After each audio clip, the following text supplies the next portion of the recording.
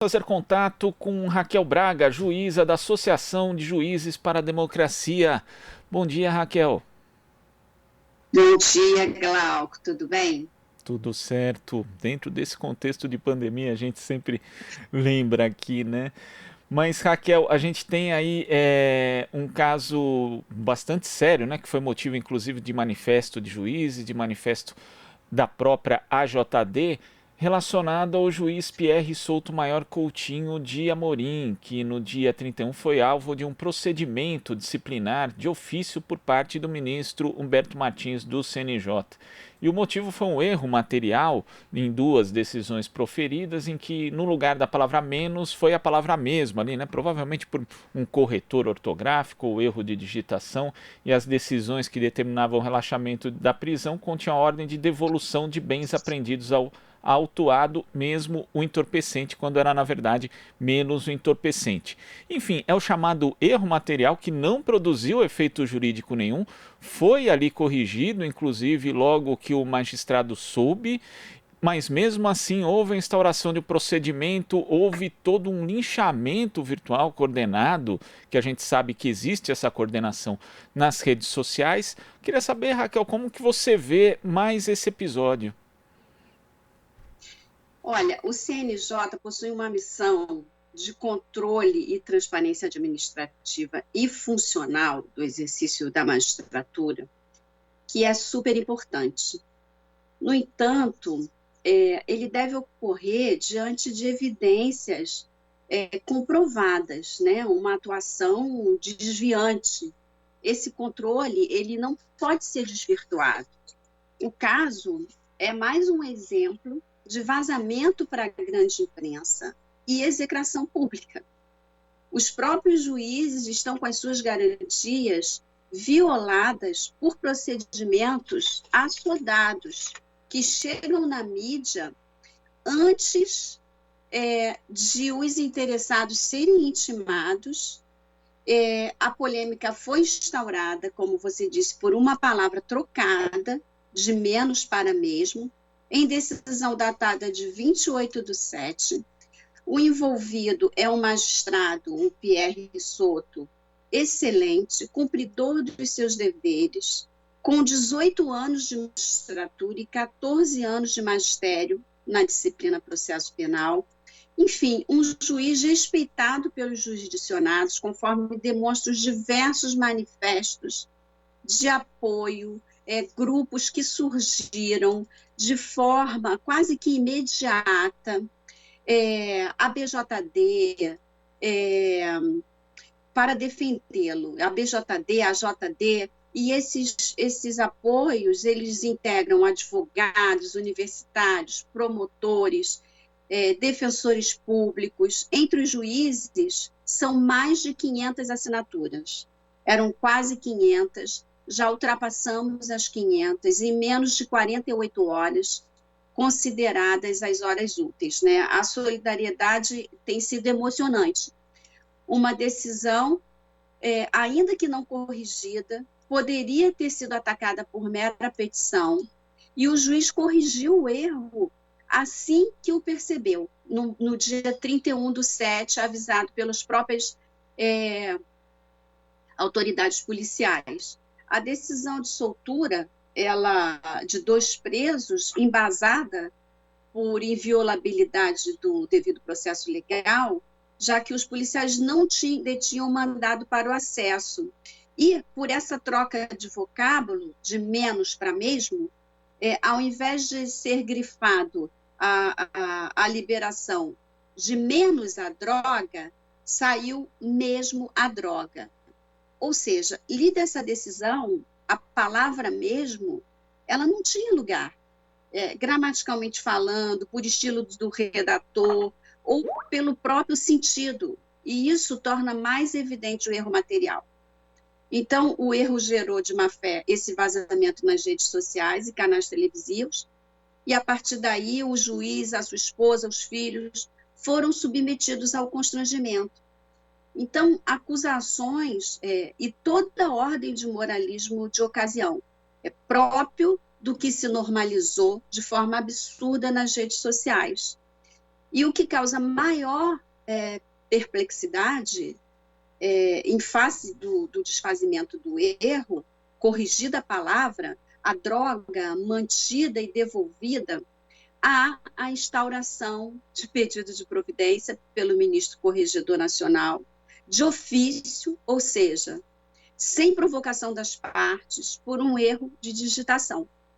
Esse pedido de providência sobre um equívoco que não originou prejuízo ao inquérito ou à sociedade, ele não levou em conta diversos aspectos. A própria pandemia, que é um período difícil para todos nós, né?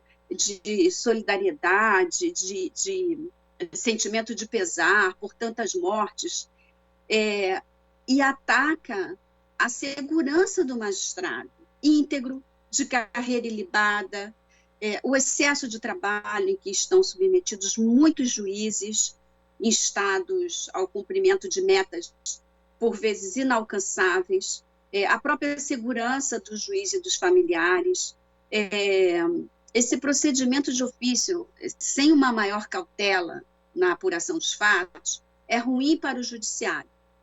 Depõe contra a instituição, além de configurar, como se lê na nota de apoio ao juiz, pelos seus pares, mais de 500, repita-se, pode configurar à primeira vista uma intervenção na atividade jurisdicional do magistrado, que detém independência, Glauco, para a segurança da própria sociedade, né? Então, assim, todos esses manifestos, eles pedem o arquivamento do procedimento administrativo. Esse modo de proceder sem uma escuta ao juiz, sem uma tentativa de esclarecimento, acaba por configurar um desprestígio, um desrespeito aos juízes e não tem sido bem visto pelos magistrados. Vivemos em um Brasil que tem negado os direitos e garantias fundamentais, o devido processo legal, fora e dentro do próprio judiciário. Então, as medidas judiciais não podem ter como base uma repercussão midiática viciada. Não é possível assegurar as garantias para os cidadãos, em geral, se isso não for assegurado para os próprios magistrados, para os próprios juízes, né? A gente vive um tempo de uma aparente neutralidade em falar contra o Supremo, contra o Congresso, falar em golpe militar por uma parcela política que tem como plano a destruição das instituições. Né? Essas notas não são nesse sentido, muito pelo contrário, é em defesa da Constituição, em defesa da independência judicial, porque é ela que garante a segurança aos demais. E esse quadro ele foi gerado em grande parte por práticas lavajatistas, eu diria, que influenciaram no processo eleitoral e desde sempre com a utilização de vazamentos, de efeitos danosos pela imprensa, todo o aparato ilegal das fake news. Não vimos esse rigor que se deu com o PR por um erro grosseiro, como, por exemplo, para o Moro, que agiu com inequívoca suspeição. Né? Urge, então, a defesa da Constituição e da democracia. Se os juízes não tiverem os seus direitos de independência assegurados, torna-se impossível fazer cumprir as leis da República. Agora, Raquel, como você falou, né, é um erro de digitação e algo que é importante ressaltar, não produziu efeito jurídico nenhum, porque obviamente a droga não foi envolvida, não foi devolvida, até porque era absolutamente compreensível a decisão do magistrado ali, a despeito do erro de digitação, que ele não queria, na verdade, que houvesse essa devolução.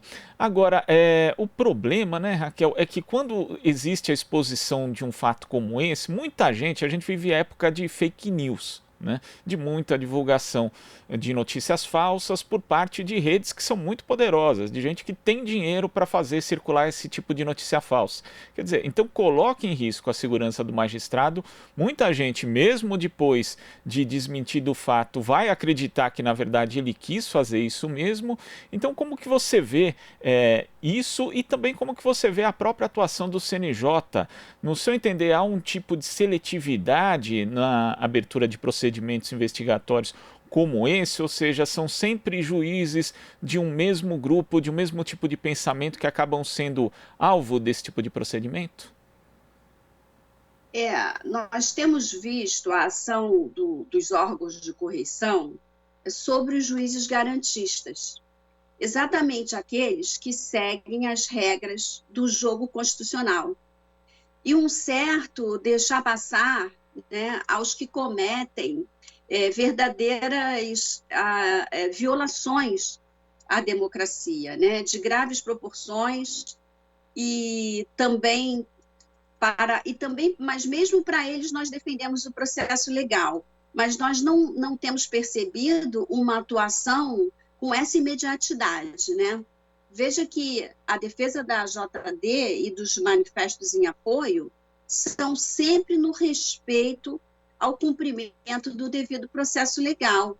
E o erro material é facilmente corrigível, e foi corrigido pelo próprio juiz quando se deu conta do equívoco, né? Esse procedimento contra o Pierre, como outros processos sofridos, né? Nós temos exemplos 4 de Copacabana, nós temos o exemplo do Edivaldo de São Paulo, da própria Valdete, presidenta da JD, a Kenarique, quando da ativa, soa como uma tentativa de desqualificação com intimidações na forma de processos disciplinares. Então, é importante a gente ressaltar, os juristas do grupo Prerrogativas, eles lançaram o livro das suspeições, e nesse livro eles evidenciaram como a Lava Jato atuou no Brasil segundo a legislação e os interesses dos Estados Unidos,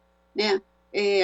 Uma pergunta se faz, somada à sua, né? A gente vê ascender nesse cenário uma ameaça à própria democracia brasileira. E onde esteve a Corregedoria Nacional com esse imediatismo que seria tão necessário no cancelamento, né, a ameaça da democracia brasileira? Nesse livro, eles evidenciam que se agiu dentro da legislação e nos interesses dos Estados Unidos. É o que a gente tem visto aí nessas últimas notícias, e com comprovação robusta. Esses mesmos juízes que sofrem esse ataque são eles mesmos que, naquela época, já denunciavam esse excesso e essa anormalidade na condução dos processos. E você vê, nada aconteceu. E quando um juiz garantista comete um erro material passível de correção, como foi, então, realmente... E outra coisa, esse tipo de medida impede esse juiz, né, se houver uma oportunidade, do acesso às cúpulas dos tribunais. Então, acaba que os magistrados independentes, os magistrados altivos, os magistrados garantistas, quando a gente chama garantistas, os cumpridores da Constituição, os que respeitam a instituição, porque respeitar a instituição é aquele juiz que exerce a sua independência nos julgamentos. Esse é o prestígio de uma instituição, ter um juiz que faz jus às suas prerrogativas, né? Então, isso acaba excluindo a magistratura independente desses órgãos de cúpula. E isso resulta num círculo vicioso de punitivismo à magistratura democrática. Por isso, mais do que nunca, instituições não corporativas, mas instituições que tenham compromisso com a regra do jogo, com a democracia, com os tratados internacionais. Essas instituições, como a BJD, como a JD, como as comissões de defesa dos direitos humanos que existem nas AMATRAs, na ANAMATRA, que é a Associação Nacional dos Magistrados, e outras, se fazem tão importantes numa época em que nós estamos sofrendo ameaças, né? Ameaças gravíssimas à nossa soberania e à nossa democracia. Agora, Raquel, você falou, né, dos abusos, inclusive citou o livro das suspeições. A gente até fala aqui que quem quiser baixar o livro está disponível de forma gratuita no site do Grupo Prerrogativas. E em relação justamente a essa questão das ilegalidades que foram cometidas no decorrer da Lava Jato. Ontem a gente teve uma decisão do ministro do STF, Edson Fachin, que acabou revogando uma liminar dada pelo presidente da Corte, o Dias Toffoli, uma ação que, inclusive, um tipo de atitude que não é muito usual ali no Supremo Tribunal Federal, e era uma liminar que obrigava o compartilhamento de dados da Força-Tarefa da Lava Jato com a Procuradoria-Geral da República. De que forma você vê justamente nesse contexto em que a Lava Jato ainda tenta salvar, de certa forma, a sua imagem, a sua relevância? Como que você enxerga essa decisão do ministro Fachin, Raquel? Bom, sobre a Lava Jato e sobre tudo que ela ocasionou para o país, inclusive interferindo no resultado eleitoral, eu considero que agora é uma derrocada de tudo que já tomamos conhecimento, e as provas são robustas e cada vez se consolidam de uma forma irrefutável, de forma que eu quero crer que sempre na defesa, inclusive funcional dos ministros, da instituição, eu quero crer que já haja elemento suficiente para chegar a esse entendimento, né? a essa constatação.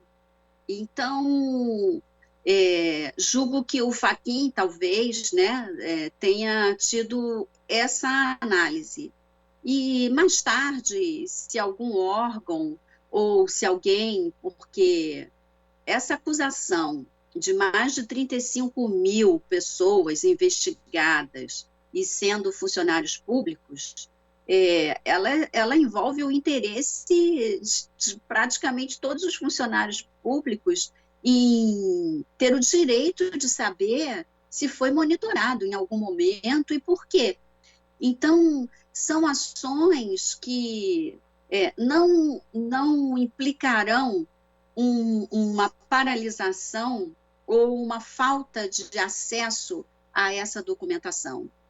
Assim, uma instituição ou um outro processo que exigir